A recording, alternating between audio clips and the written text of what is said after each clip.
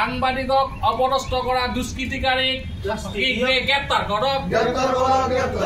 আমাৰ অসমৰ জনপ্ৰিয় স্যাটেলাইট চেনেল প্ৰাগ নিউজৰ সাংবাদিক মাধুৰ্য শইকীয়া আৰু কিছুদিন পূৰ্বে ND24 সাংবাদিক ঢেকিয়াজুলিৰ সাংবাদিকগৰাকীকো আচলতে দুৰ্বৃত্ত আক্ৰমণ কৰিছিল। নিশ্চিতভাৱে এয়া গৰিহণাযোগ্য, কিয়নো সংবাদকৰ্মীৰ ওপৰত এনেদৰে বৰ্বৰ আক্ৰমণ কৰা সেই বৰমতাসকলক আমি ক'ব বিচাৰিছোঁ, আপোনালোকে আমাক আক্ৰমণ কৰাতকৈ আপোনালোকে আৰক্ষীক আক্ৰমণ কৰি দেখুৱাওক যদি সাহস আছে।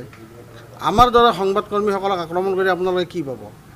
আমাৰ সুৰক্ষা আমি দাবী কৰিছোঁ। আমি হাজো প্ৰেছ ক্লাবৰ যিসমূহ সদস্য আছে বা হাজো অঞ্চলত যিসমূহ সংবাদকৰ্মী আছে, সকলোৱে অসমৰ প্ৰতিটো স্তৰৰ প্ৰতিটো সংবাদ মাধ্যমৰ প্ৰতিগৰাকী সাংবাদিকৰ আমি সুৰক্ষা দাবী কৰিছোঁ। এই ক্ষেত্ৰত অসমৰ মুখ্যমন্ত্ৰীগৰাকীয়ে সক্ৰিয় যথেষ্ট যোগাত্মক পদক্ষেপ ল'ব লাগে, কিয়নো সাংবাদিকসকলক আপোনালোকে আমি অসমৰে সন্তান, আমি অসমৰ ৰাইজৰ হকে আমি প্ৰতিটোখন প্ৰতিটো পল প্ৰতিটো সময়ত ৰাতিপুৱাৰে পৰা মাজনিশালৈকে আমি আপোনালোকৰ সেৱাত ব্ৰতী হৈ আছোঁ।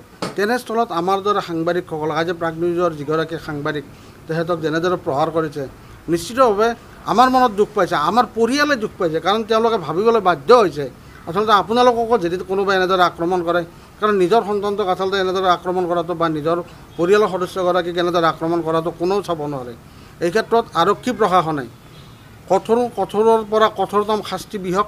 এইসকল যিসকল দুৰ্বৃত্ত আছে তেওঁলোকক এনেকুৱা এটা শিক্ষা দিয়ক যাতে অনাগত সময়ত অসমৰ শদিয়াৰ পৰা ধুবুৰীলৈ, বৰাকৰ পৰা ব্ৰহ্মপুত্ৰৰ এই উপত্যকাত যিসমূহ কৰ্মৰত সাংবাদিক, এই সাংবাদিকক যাতে কোনো আক্ৰমণ কৰিব নোৱাৰে, তাৰ বাবে চৰকাৰে কঠোৰ পদক্ষেপ লওক।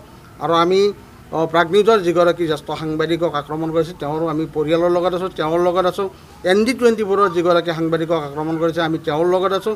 লগতে যিটো সময়ত বিভিন্ন সময়ত আমাৰ সাংবাদিকসকল অপদস্থ হৈ আছে, এইসকল অপদস্থ সাংবাদিকৰ পক্ষত আমি সদায় আছোঁ, সদায় থাকিম। হাজো প্ৰেছ ক্লাবে ইয়াৰ বিৰুদ্ধে আমি মাত মাতিম। হাজোৰ ৰাইজক লগত লৈ ইয়াতকৈ পৰৱৰ্তী সময়ত ইয়াতকৈ জংগী আন্দোলন কৰিবলৈ আমি বাধ্য হ'ম।